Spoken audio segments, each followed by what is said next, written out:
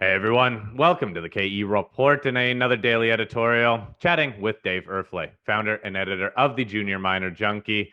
Dave, volatility reigns supreme in markets, and especially at the tail end of last week, even kicking off this week, the volatility from the broad averages has definitely crept into the precious metals.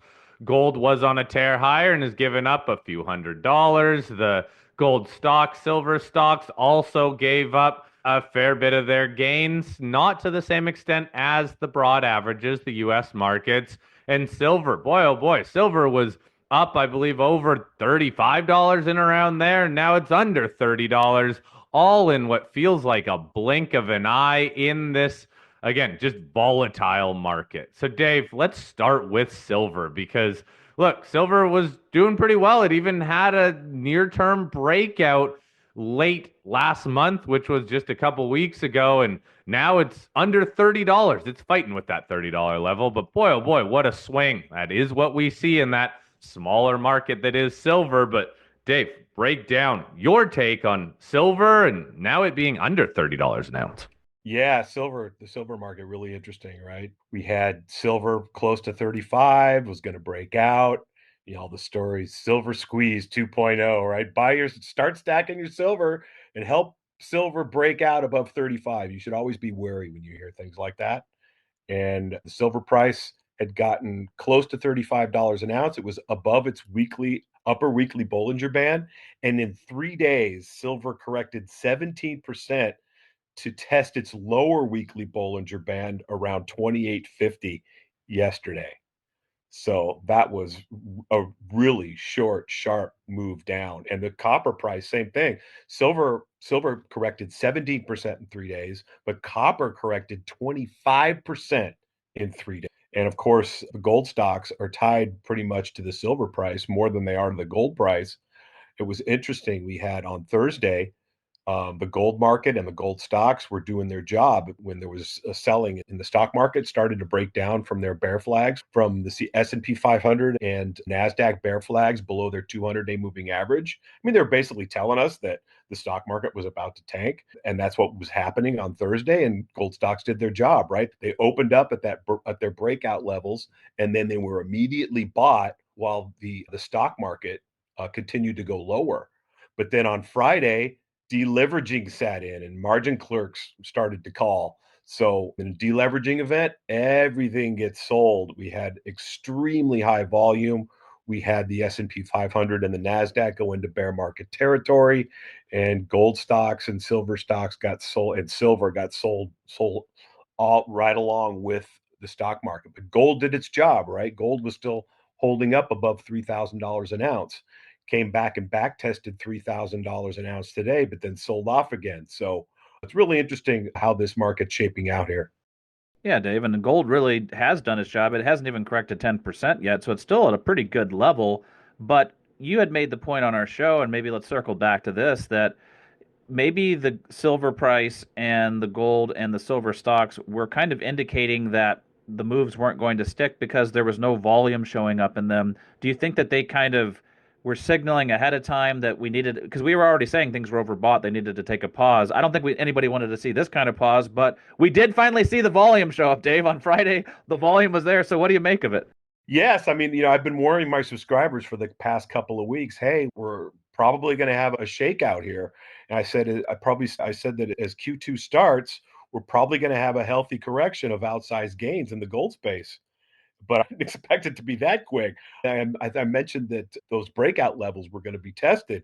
And sure enough, they were tested, but they were broke through for a false breakout now. And now those levels, 43 in GDX and 54 in the GDXJ, they're now initial resistance. And we're seeing both of those levels back tested today and yesterday. So yeah, I mean, I wouldn't be surprised to see GDX and GDXJ come down to test their 200-day moving averages before this is over. But if we take a step back and we look at the big picture here, both the S&P 500 and the NASDAQ have shed a year's worth of gains in a month, in like a month and a half, 2 months time. And while the GDX and GDXJ, all they did was shed a month's worth of gains here. And if you take a look at the GDX to the S&P ratio and even the SLV to the S&P ratio, they're just creating these bull flags. They're going sideways. So basically, the gold stocks, the miners have really held up well. While, as I said earlier, the gold price has really done its job here. As a matter of fact, I'd kind of like to see the gold price come down and test that 2750, 2800, 2850 area. That would be a 10, 11, 12% correction, which is kind of what we need to shake out the weak hands here and the recent investors that came on board late, but also would be a healthy correction as far as the RSI and the MACD is concerned. So I wouldn't be surprised to see that here before all said and done. But that there's that wild card, that geopolitical wild card, in the Middle East and Ukraine. Anything could set the gold price off and take it back above, where it got to before it got to $3,200. So I wouldn't be surprised to see that either. So it's very volatile here. Oh, it is. And there's so many geopolitical wild cards here. A lot even just out of the US in terms of what's going to happen with trade policy. Those are very hard, impossible to predict. Dave, whenever we see these sort of market reactions, sell-offs broadly where every sector gets hit, they always end up being buying opportunities. You can get good stocks at much better prices. The problem being timing. You don't know when it's going to bottom. You can either wait for a bottom to form and give up a little bit of the rebound, or you can try to pick it early and sometimes ride that wave a little bit lower. To me, though, the opportunities that come out of this, because everything gets sold off, are still the higher quality companies and still the producers. As much as juniors might get hit here, this to me just isn't a good environment for the juniors due to the cost of capital or just capital generally being a whole lot more restrictive when investors are worried. So, again, what type of stocks do you see the opportunities in when we do have these washouts?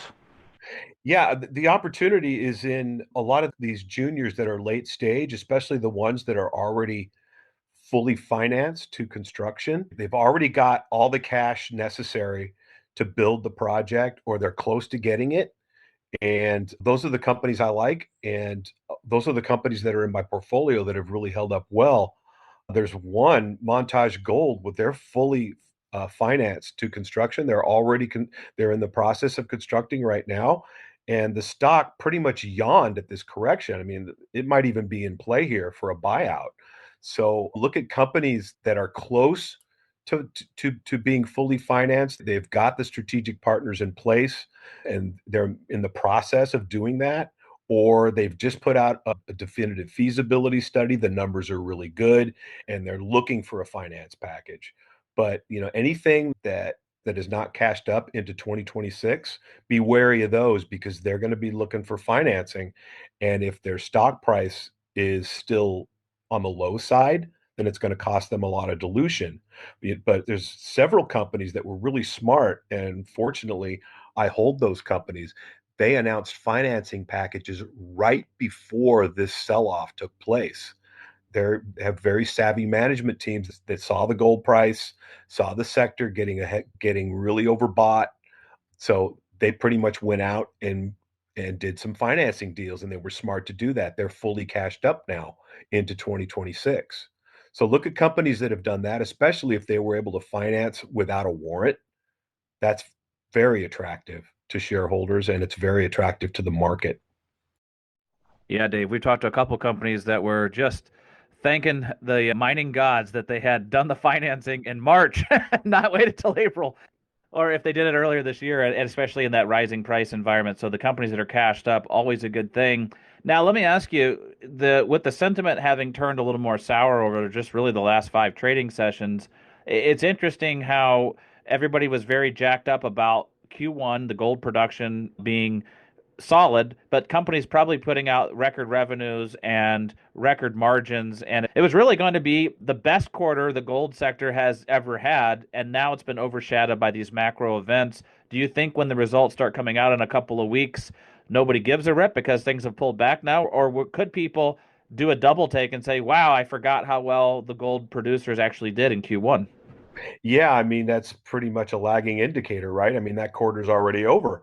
So it all depends on what the market's going to be like. I mean, if the gold price is still selling off and it's getting down to that 2,800, 2,750 level, then if that's the situation, then the positive results might not be taken so well. But as far as profits are concerned, even at $2,800 gold, these companies are still making a lot of money. So as far as buying opportunities are concerned, you take a look at these companies that have done really well and they're selling off here and giving you an opportunity to get in. Those are maybe the companies you want to start accumulating. But also on the other side of that, there's these juniors, which is the sector that I concentrate on with my newsletter. They're offering you even better opportunities if you've got patience, especially in the ones, like I said, that are cashed up and they're de-risking these high margin projects. Because let's not forget that also, these permitting timelines are also, being streamlined in North America, in Canada, and the US. So, that's a very big positive also.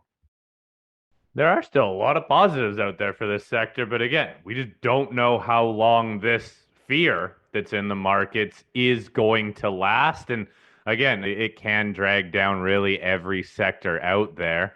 But Dave, in terms of news flow, then, when you're looking at companies' news flow, whether it's M&A, whether it's drill results, whether it's any sort of development news, what are you noticing? How is the market reacting? Yeah, I mean, before this deleveraging event, of course, the market was reacting positive to the companies that were coming out with good drill results, but they already had the cash or they had the access to cash to keep drilling. But the companies, I mean, that still smaller companies that have a hard time raising money, they weren't really getting very much love from good drill results because the market would still take a look at their balance sheet and say, hey, look, they're going to need money and I don't see where they're going to get it. And if they're able to attract it in the market, they're probably going to have to issue a warrant. So why don't I just wait for that and participate in the finance and get the warrant and then go ahead and strip the warrant 4 months and a day later. So these smaller companies, they're still having a really hard time raising money. So you still want to take a look at the companies that have that access to capital, that have been really wise in raising money at higher share prices to limit dilution. But like I said, it's these top tier jurisdictions that have in the past had these permitting issues, but now that's being addressed with the Trump administration and also in Canada because of what's happening with the tariffs. I mean, at PDAC, that was a very big topic of conversation, was streamlining the permitting process. Yeah, I think it's going to be interesting just to see, do these permits start to drop, not just in North America, in Canada, and the US, but also things are supposed to be improving in Mexico. So really, you got a lot of countries where the permitting is supposed to start improving.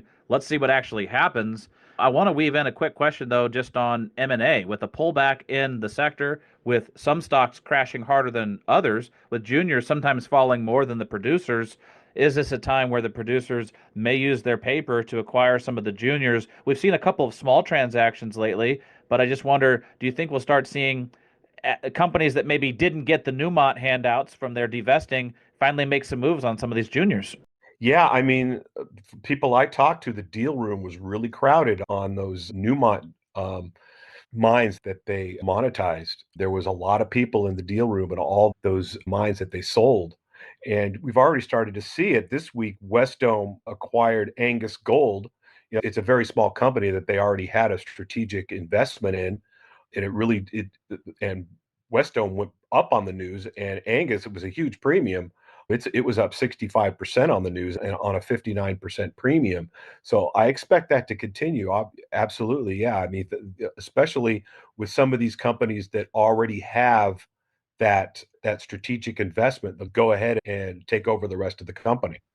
Yeah, this is such an interesting market right now. Still, again, a lot of M&A happening, companies doing good work, companies that are cashed up, and the sector, the gold sector, especially the gold stocks that are outperforming a lot of other sectors, pretty much every other sector. So that leadership, even though markets have corrected, is still on the precious metal side. So much for us to talk about in future interviews here, Dave. But right now, I think we all just watch these markets every day on the open just to see what sort of craziness we are going to see day to day. Dave, thank you again for your time. Again, Dave Erfle, founder and editor of the Junior Miner Junkie. Click that link in the show notes to visit Dave's website. Have a great rest of your week, Dave. You too, guys.